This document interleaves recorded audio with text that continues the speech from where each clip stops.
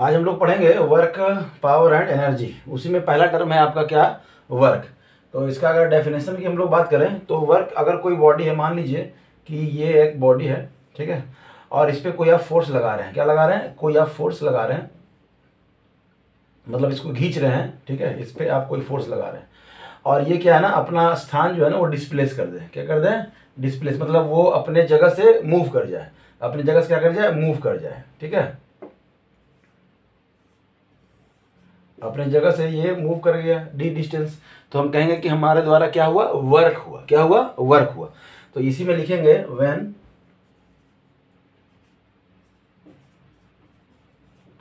a body, when a force act on a body, ठीक है, and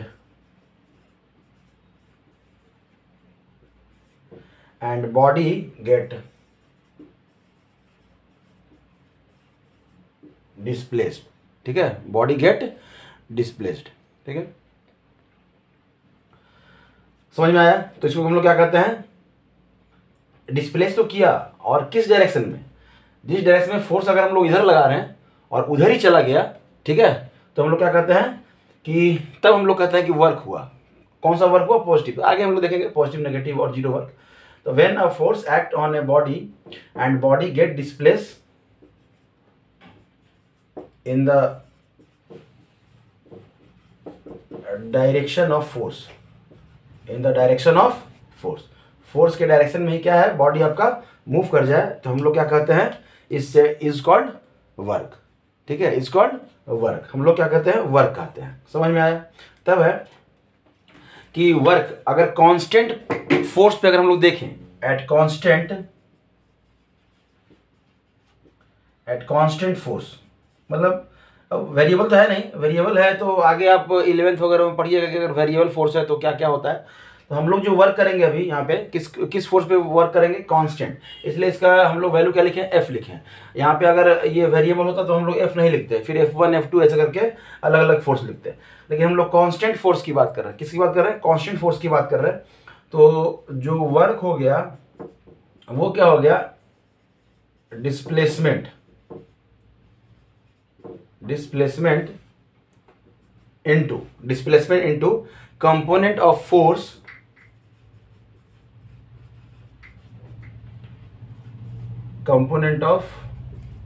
force along the displacement, ठीक है, along the displacement. मतलब इतना बड़ा जो हम लोग लिखे हैं इसको फॉर्मूला के रूप में लिखे हैं, तो W is equal to displacement हमारा कितना हुआ है, डी, और हम लोग बात कर रहे हैं किसका, कंपोनेंट। तो देखिए थोड़ा सा ध्यान दीजिएगा यहाँ पे बच्चा लोग कि कंपोनेंट्स की अगर हम लोग बात करें, तो फोर्स हम लोग लगा रहे हैं ऐसे, हमारा बॉडी मूव कर रहा है ऐसे, मतलब जितना फोर्स लगा रहे हैं वो टोटल आप उसका, मतलब टोटल जो है ना वो आपका बॉडी को खींचने में हेल्प नहीं कर रहा है। तो कितना फोर्स हेल्प कर रहा है, तो हम लोग आगे जाएंगे तो पढ़ेंगे वेक्टर रिजोल्यूशन पढ़ेंगे। क्या पढ़ेंगे?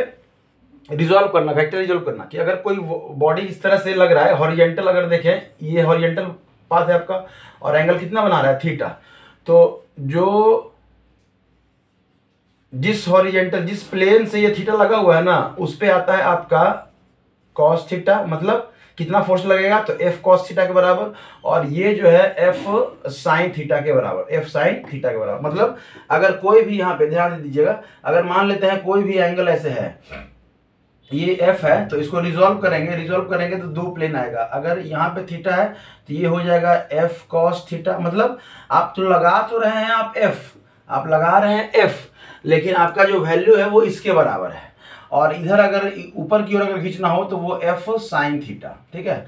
अगर यही मान लेते हैं ऐसा हो जाए, यही अगर ये एंगल ये हो जाए, ठीक है, और ये एफ रहे, तो फिर क्या हो जाएगा, ये एफ कॉस थीटा हो जाएगा, और फिर ये हो जाएगा एफ साइन थीटा, ठीक है। अगर ये रिजॉल्व करना जानते हैं तो ठीक है, अभी चूंकि आप 10th में हैं तो ज़्यादा आप इस ये आपको हमें नहीं लगता कि नज़र आया होगा, और अगर नहीं भी आया तो कोई दिक्कत नहीं है, इस पे हम लोग रिजोल्यूशन का एक अलग से वीडियो बनाएंगे। बस यहाँ समझ लीजिएगा कि जिस प्लेन से एंगल अटैच होता है या एंगल बनता है वो जो है आपका cos theta, F cos theta, cos theta मतलब एक्चुअली जो है आपका फोर्स ये है, और आपका कितना आ रहा है, ये कॉस थीटा आ रहा है। मतलब यहाँ पे समझ लीजिएगा, अगर ये थीटा जो है ना 30 डिग्री है, कितना है आपका 30 डिग्री, और आपका जो ये एफ है वो कितना है 10 न्यूटन है, कितना है 10 न्यूटन, तो आपका जो फोर्स होगा वो कितना होगा एफ कॉस 30 डिग्री, और कॉस 30 डिग्री का जो वैल्यू होता है वो होता है, एफ का वैल्यू कितना आपका 10 गुने कॉस 30 डिग्री का जो वैल्यू होता है वो होता है √3/2।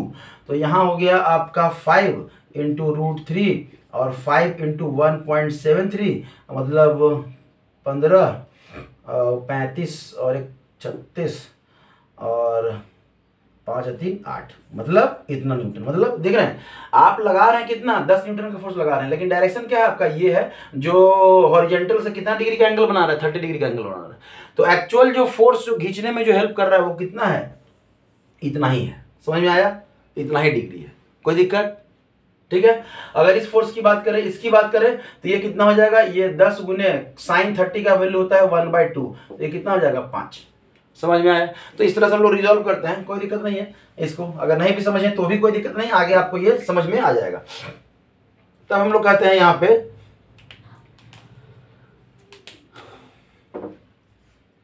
एफ कॉस थीटा, ये आपका कंपोनेंट्स, ठीक है। मतलब टोटल जो फोर्स है वो तो नहीं लग रहा है। अब कहेंगे सर अगर ये हम लोग ऐसे कर दें, ये अगर हम लोग ऐसे कर दें, मतलब समझिएगा अगर हम लोग कोई बॉडी को खींच रहे हैं और ये इस तरह से एकदम खींचे, सर एकदम सीधा में खींचे, आप कहेंगे कि सर सीधा में खींचेंगे, कोई दिक्कत नहीं है। आप जब सीधा में खींचे हैं तो ये हॉरिजॉन्टल के साथ कितना डिग्री का एंगल बना रहा है, 0 डिग्री का एंगल बना रहा है। तो आप यहाँ पे कह सकते हैं W = D × F, और कॉस 0 डिग्री का वैल्यू कितना होता है 1, कितना होता है 1, तो यही हो जाएगा फॉर्मूला, और ये मैक्सिमम वर्क होता है। आगे हम लोग देखेंगे, ठीक है, आगे हम लोग देखेंगे कि ये मैक्सिमम वर्क होता है, तो यहाँ पे चिंता नहीं करना है। मतलब समझ में आ गया, ये हुआ आपका। तो इसी को अगर हम लोग अच्छे से लिखें तो ये होता है F × D cos थीटा, ठीक है, ये तो हो गया फॉर्मूला। कहीं कहीं लिखा रहता है वेक्टर के फॉर्म में, तो वेक्टर के फॉर्म में अगर आप लिखेंगे तो ये W = F, ये बार चूंकि जो फोर्स है वो वेक्टर क्वांटिटी है, इनटू इसका कौन सा प्रोडक्ट, स्केलर प्रोडक्ट है, स्केलर प्रोडक्ट, और आपका जो डिस्प्लेसमेंट है वो भी क्या है आपका, तो ये वेक्टर के टर्म में आपका वर्क का क्या आ गया, फॉर्मूला आ गया। समझ में आया, और यही डॉट हटाया जाता है, कॉस थीटा हम लोग लगाते हैं, ठीक है, यहाँ तक में कोई दिक्कत नहीं। तो हम लोग पढ़ते हैं कि मतलब कुछ एग्जांपल्स, ठीक है। यहाँ से अगर हम लोग देखेंगे तो जो वर्क है हमारा क्या हो गया, जो वर्क है वो वेक्टर क्वांटिटी हो गया, क्या हो गया, वेक्टर क्वांटिटी हो गया, ठीक है। तो यहाँ पे हम लोग लिख सकते हैं कि W इज वेक्टर क्वांटिटी, ठीक है, क्या लिख सकते हैं, W इज वेक्टर क्वांटिटी, ठीक है।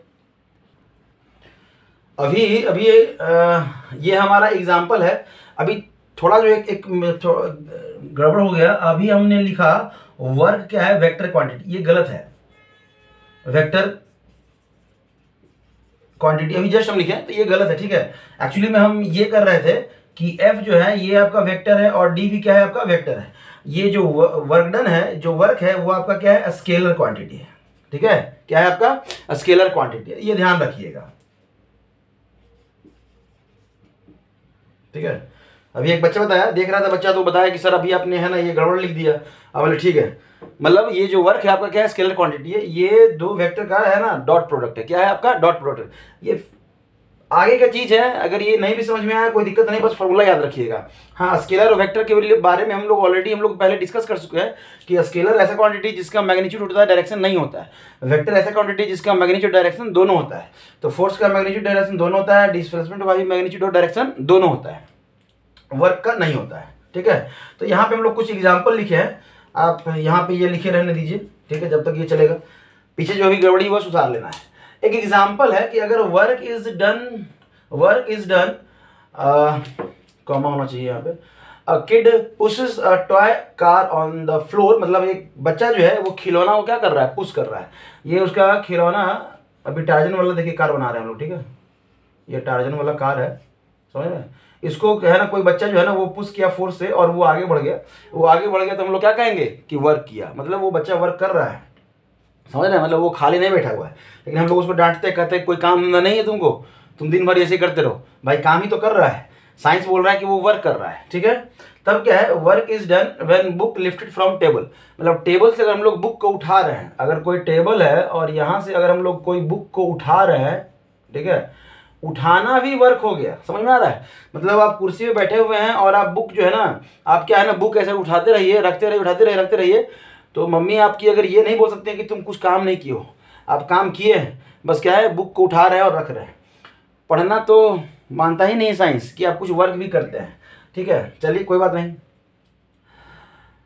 Work is done when a crane lifted an object to a certain height, ठीक है। अगर क्रेन भी कोई वस्तु को उठा रहा है, क्रेन हुक वाला आजकल काम चल रहा है हर जगह, हर शहर हर राज्य में जो है ना मेट्रो का काम चल रहा है, तो वहाँ पे आप देख सकते हैं बड़ा बड़ा क्रेन जो है ना, आपको आपके शहर में भी आपको दिख जाएगा उठाते हुए। तो वहाँ पे वो भी क्या कर रहा है कि वर्क कर रहा है, मतलब दुनिया में हर चीज़ वर्क कर रहा है। एक चीज़ आगे ध्यान रखिएगा कि जो कूली जो है ना, अभी हम भी आगे आगे बढ़ेंगे तो उसी को हम लोग पढ़ेंगे, ठीक है। चलिए वहीं पे हम लोग बात करेंगे कि कूली जो आपका सामान आपके प्लेटफॉर्म से लेकर बाहर तक आता है, तो साइंस नहीं मानता है कि वो वर्क किया है।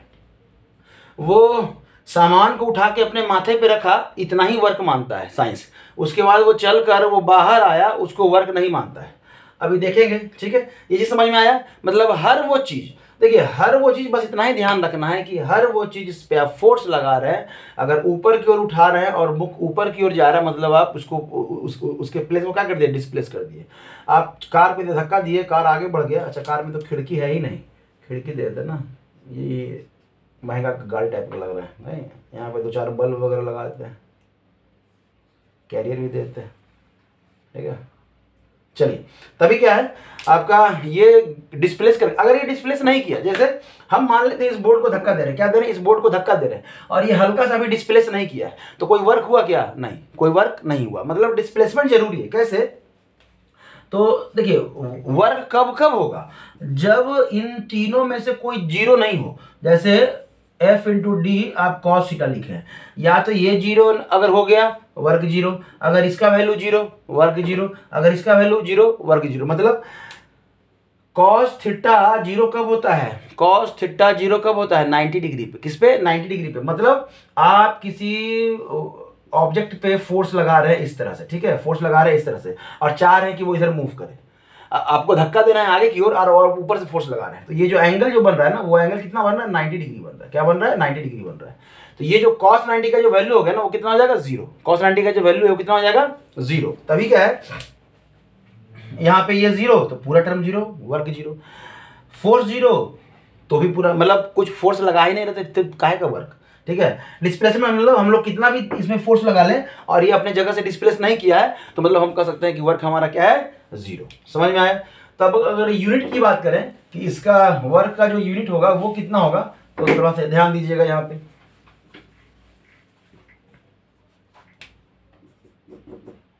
अगर यूनिट की बात करें तो वर्क होता है F इंटू डी, मतलब F का क्या होता है, न्यूटन, और ये डिस्प्लेसमेंट है, डिस्प्लेसमेंट मतलब मीटर, तो न्यूटन मीटर को हम लोग क्या कहते हैं, वर्क कहते हैं। मतलब इसका ऐसा यूनिट क्या होता है, न्यूटन मीटर, और इसी को हम लोग क्या कहते हैं, जूल। जूल साहब दिए थे तो उन्हीं के नाम पे है जूल। समझ में आया, कोई दिक्कत यहाँ पे, कोई दिक्कत किसी को, बोलिए नहीं। अब हम कहेंगे कि हमारा 1 जूल वर्क कब हुआ है,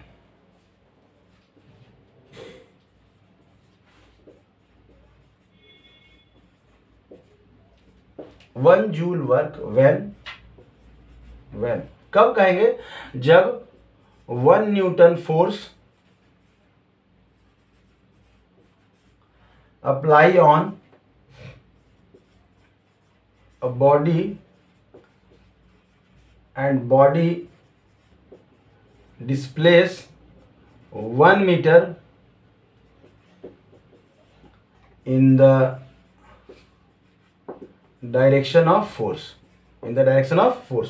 तो हम लोग क्या कहेंगे कि हमारा जो वर्क हुआ है कितना हुआ है, 1 जूल हुआ है। मतलब W equal to 1 newton into 1 metre, ये कितना हो जाएगा, 1 न्यूटन मीटर। तो इसी को हम लोग क्या कहेंगे, 1 जूल कहेंगे या न्यूटन मीटर कहेंगे। समझ में आया, कोई दिक्कत नहीं, यहाँ पे कोई दिक्कत नहीं।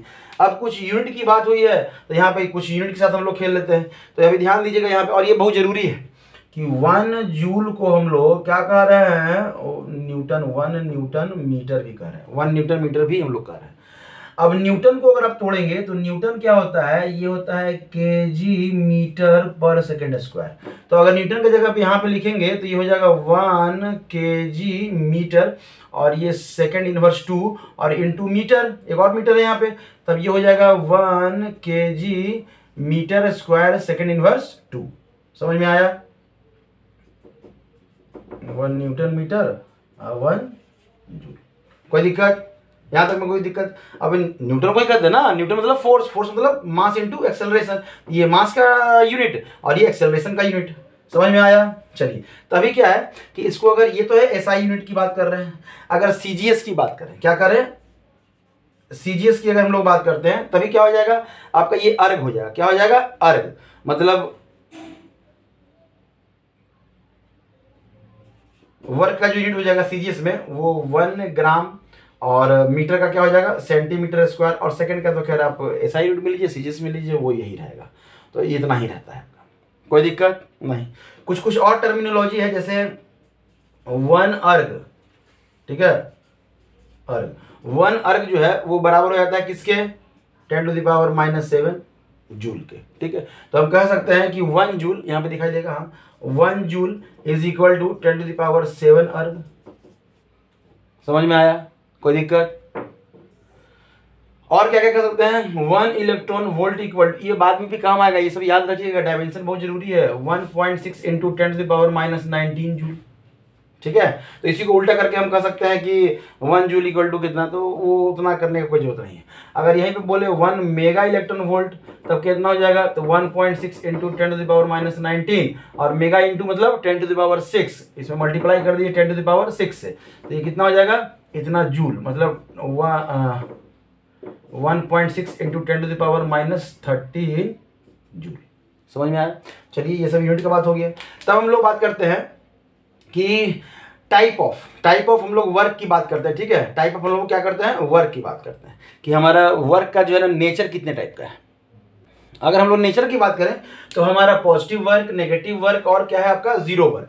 तो हमारा पॉजिटिव वर्क हम कब कहेंगे, ध्यान दीजिएगा, हमारे पास जो फॉर्मूला है वो यही था कि W is equal to F into D cos theta, और कॉस थीटा का वैल्यू अगर पॉजिटिव, देखिए ये पॉजिटिव अगर आगे की ओर बढ़ा है तब, तो कॉस थीटा का वैल्यू अगर पॉजिटिव है, मतलब ये कंडीशन होगा कि थीटा जो है ना, थीटा जो है वो छोटा होगा किससे, 90 से। क्यों? क्योंकि थीटा अगर 90 से छोटा है तो कॉस थीटा का जो वैल्यू होगा वो क्या होगा आपका, पॉजिटिव होगा। कॉस थीटा का वैल्यू क्या होगा, पॉजिटिव होगा। समझ में आ रहा है? ट्रिगोमेट्री की बात है, यहाँ पे अगर नहीं भी समझ में आया तो बस इतना जान लीजिए कि पॉजिटिव वर्क आपका कब होगा, तो जब आप बॉडी को खींच रहे हैं, आप क्या कर रहे हैं, बॉडी को खींच रहे हैं, और आपके द्वारा जो एंगल बन रहा है यहाँ पे वो कितना है आपका, 90 से क्या है, 90 से कम है। मतलब 90 से कम 30 बन रहा है, 60 बन रहा है, 45, 60 कुछ भी बन रहा है, लेकिन 90 से कम बन रहा है, तो आप क्या कहेंगे, आप क्या कहेंगे कि वर्क हमारा क्या है, आपका पॉजिटिव वर्क है। ठीक है, वर्क हमारा क्या है, आपका पॉजिटिव वर्क है। ये कॉस थीटा और ये आपका F.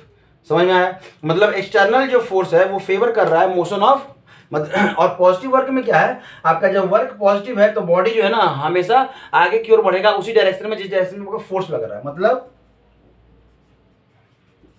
Force favours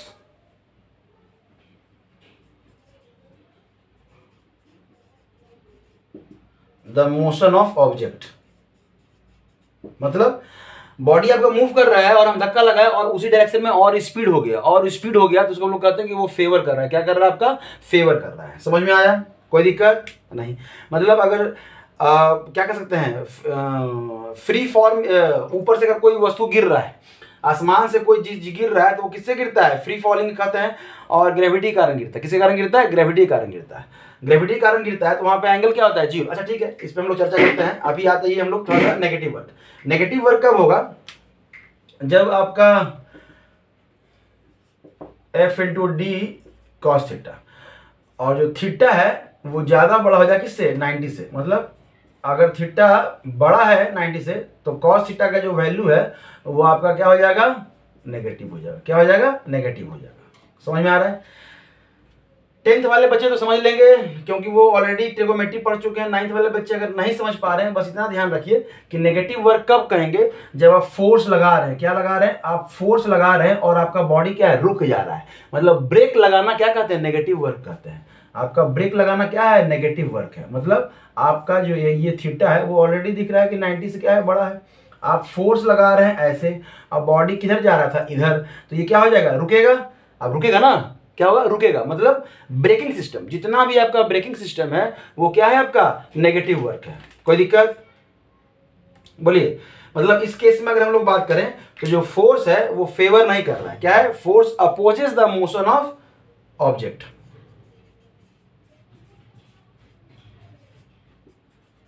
opposes the motion of,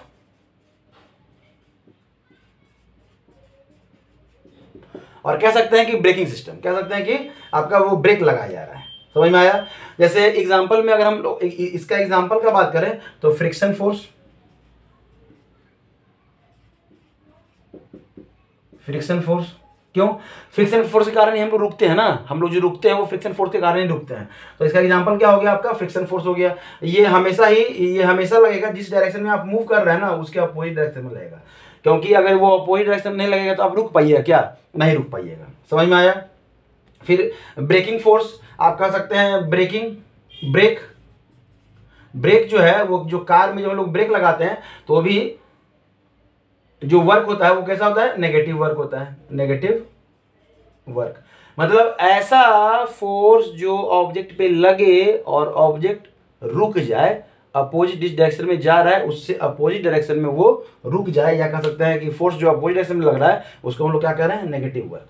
और तब आता है आपका जीरो वर्क। जीरो वर्क क्या कहेंगे, जब W is equal to F D cos theta. अब कॉस थीटा का जो वैल्यू है वो जीरो कब होता है, जीरो कब होगा, तो जब थीटा इक्वल टू कितना हो जाएगा, 90 डिग्री। थीटा कितना हो जाएगा, 90 डिग्री। तो मतलब थीटा 90 डिग्री होगा तो कॉस थीटा का वैल्यू जीरो। तो हम कह सकते हैं कि वर्क क्या है, जीरो। या कह सकते हैं, ये तो हो गया पहला कंडीशन। दूसरा कंडीशन है कि अगर आपका जो फोर्स है वो क्या है, 0 न्यूटन का, तो भी आपका जो वर्क डन क्या होगा, 0। तीसरा कह सकते हैं कि आपका डिस्प्लेसमेंट जो है वो क्या है, 0 मीटर, मतलब घसका ही नहीं है कोई बॉडी, तो भी आप कह सकते हैं कि वर्क क्या है आपका, 0। समझ में आया, कोई दिक्कत। मतलब अब तीन फैक्टर है तो तीनों में से कोई भी 0 होगा तो ओवरऑल जो वर्क होगा हमारा 0 होगा ना। समझ में आया, कोई दिक्कत। यहीं पे आपका जो कूली है वो क्या किया, सामान को लिफ्ट किया अपने माथे पर। क्या किया, अपने माथे पे सामान लिफ्ट किया, ठीक है। अभी ये जो फोर्स किधर लग रहा है, एकदम परपेंडिकुलर उसके माथे पे लग रहा है, मतलब एंगल कितना है, 90 डिग्री का। तो इसी पे बोला जाता है कि जो वर्क होता है वो क्या होता है, 0। वर्क होता है क्या, 0। मतलब कूली जब आपको बोले स्टेशन पे कि जो है ना इतना पैसा लेंगे, आप कहिए ठीक है चलिए, वहाँ पे गए, प्लेटफॉर्म से बाहर निकल गए, उसके बाद उनको प्यार से बोलिए कि देखिए साइंस के हिसाब से तो आप कोई वर्क किए नहीं, सिर्फ इस बक्से को आप माथा पे रखे तो साइंस बोलता है आप वर्क किए, लेकिन जो बाहर लेके आए उसमें आप कोई वर्क नहीं किए हैं। तो जो आप 100 रुपया मांग रहे हैं या 150 या 200 जितना मांग रहे हैं, उतना पैसा हमारे पास है नहीं, हम दे नहीं सकते हैं। क्यों, क्योंकि आप कुछ वर्क नहीं किए हैं। और इतना बोलने के बाद आपको भागना भी आना चाहिए, क्योंकि वो सारा वर्क जो है ना फिर वो आपको पीठ पे दिखलाएगा, ठीक है। कहने का मतलब उसको अगर वहाँ साइंस समझाने लगिएगा तो वो सारा साइंस जो है ना आपके पीठ पे, आपके पीछे पे जो है ना वो छप जाएगा। इसलिए मतलब समझिएगा कि जो माथे पे उठा रहे हैं वो लिफ्ट जो किया, हम लोग पढ़े थे, जो लिफ्ट किया वो कह रहे हैं कि हाँ वर्क हुआ। लेकिन अब जो ये क्या है, ये ऊपर की ओर फोर्स लगा रहा है और इसका क्या है, नीचे ये आगे बढ़ रहा है, इसके कारण आगे नहीं बढ़ रहा है। ये जो फोर्स लगा रहा है ऊपर की ओर, उसके कारण ये आगे नहीं बढ़ रहा है, ये आगे किसी और के कारण बढ़ रहा है, ठीक है। तभी क्या है कि इसके द्वारा जो लगाया गया फोर्स, तो यहाँ पे क्या है कॉस थीटा, और ये 90 डिग्री हो गया तो आपका क्या हो जाएगा, 90 रख देंगे तो ओवरऑल आपका वर्क क्या हो जाएगा, 0। समझ में आया, कोई दिक्कत। मजाक है, ऐसा नहीं है। कूली लोग का पैसा रखना नहीं चाहिए, उन लोग का बहुत मेहनत का पैसा होता है, ठीक है। उन लोगों का पैसा नहीं मारना चाहिए। उनका हो गया, रिक्शे वाले का हो गया, जो लोग बहुत मेहनत से पैसा कमाते हैं, धूप में बहुत टाइम लगता है पैसा कमाने में, ठीक है। चलिए ये हो गया छोटी छोटी मगर मोटी बातें। चलिए यहाँ पे कोई दिक्कत आपको, ठीक है, लगभग आप समझ गए हैं। तो इसके कुछ और एग्जांपल्स हम लोग करते हैं। यहाँ पे हम लोग इसको जगह नहीं तो हम लोग यहाँ पे मिटाते हैं, ठीक है, पॉजिटिव नेगेटिव इसको हम लोग मिटा लेते हैं। एक तो 2-3 एग्जांपल ऑलरेडी लिखा हुआ है कि force opposes the motion of the, आपका जो ग्रेविटेशनल फोर्स है,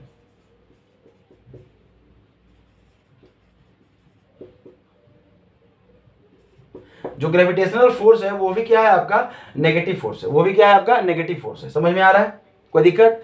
ग्रेविटेशनल फोर्स क्योंकि हम ऊपर की ओर जा रहे हैं, वो क्या लगता है हमेशा अपोजिटिव लगता है, इसीलिए कोई भी पत्थर हम लोग फेंकते हैं तो कुछ देर को जाके क्या होता है, रुक जाता है और फिर से ये नीचे आता है। तो ग्रेविटेशनल फोर्स भी जो है आपका वो क्या लगा रहा है, नेगेटिव वर्क करता है। क्या करता है आपका, नेगेटिव वर्क करता है।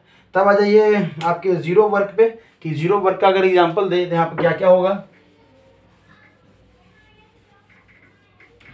देखिए जीरो वर्क का एग्जांपल तो आप दीवार को पुश कर रहे हैं, वो आगे नहीं बढ़ रहा, सबसे अच्छा बात है। हर वो चीज जीरो वर्क कहलाएगा जब आप कुछ फोर्स लगा रहे हैं और उसमें कोई डिस्प्लेसमेंट ना दिखे। समझ में आ रहा है? तो ये तो हो गया कि आप सिंपली जो देख पा रहे हैं। कुछ और भी जो है, जैसे इलेक्ट्रॉन जो है ना वो रिवॉल्व कर रहा है, रिवॉल्व कर रहा है कहाँ पे, वो न्यूक्लियस के अराउंड।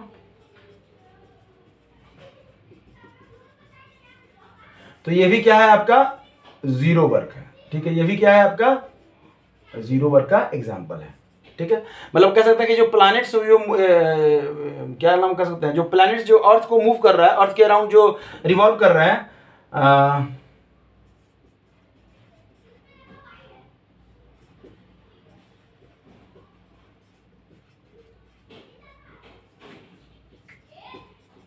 उनका भी क्या है, जीरो वर्क है, उनका भी क्या है आपका जीरो वर्क है। कोई दिक्कत?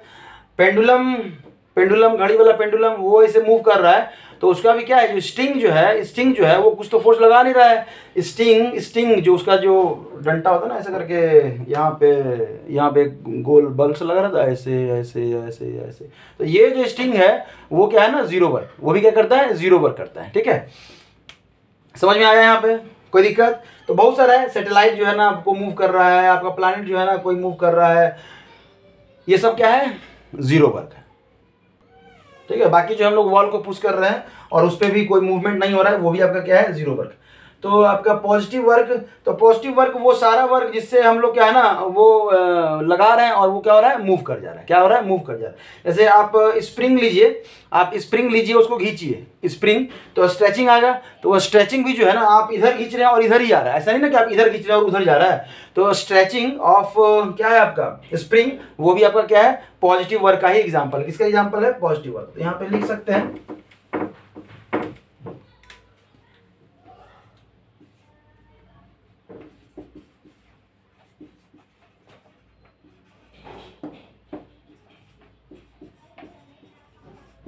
ये भी क्या है आपका पॉजिटिव वर्क का एग्जाम्पल है, ठीक है।